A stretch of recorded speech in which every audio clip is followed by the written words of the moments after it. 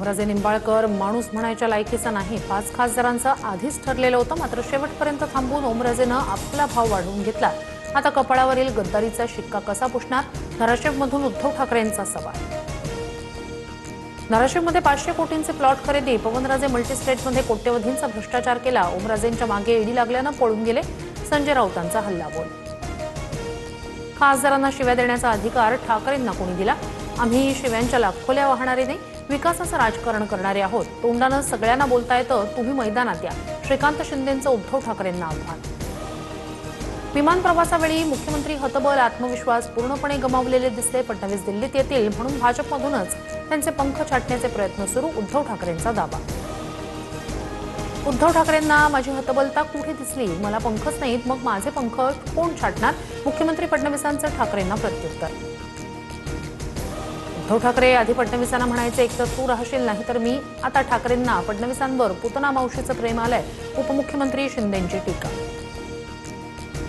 TET पेपरफुटी प्रकरणातील तिन्ही आरोपींना 6 जुलैपर्यंत पोलीस कोठडी. प्रकरणात आंतरराज्य टोळी कार्यरत. 2 आरोपी अद्याप फरार. एसआयटी मार्फत तपास होणार. सिया आणि चेतन पुढे केतन अग्रवालच्या हत्येचा सीन रिक्रिएट. पोलिसांनी दोघांना लोहगडावर नेलं. कड्यावरून डमी पुतळ्यात ढकलून हत्येचं पुनरावलोकन. लोहगडावरील हत्येप्रकरणी सिया आणि चेतन चौधरीची लोणावळा पोलीस अधीक्षकांकडून चौकशी. लग्न मोडण्यापेक्षा केतनची हत्या करणं सोपं वाटलं. सियाची धक्कादायक कबुली.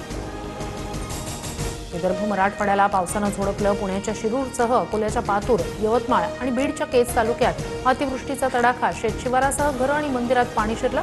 जनजीवन विस्कळीत. रत्नागिरीच्या चिपळूणमध्ये मुसळधार पाऊस. गटारात तुडुंब भरल्यानं पाणी रस्त्यावर. शिवाजी पुतळा परिसरातील मुख्य बाजारपेठेत पाणी साचलं. तर प्रसिद्ध सवत्सडा धबधबाही प्रवाहित.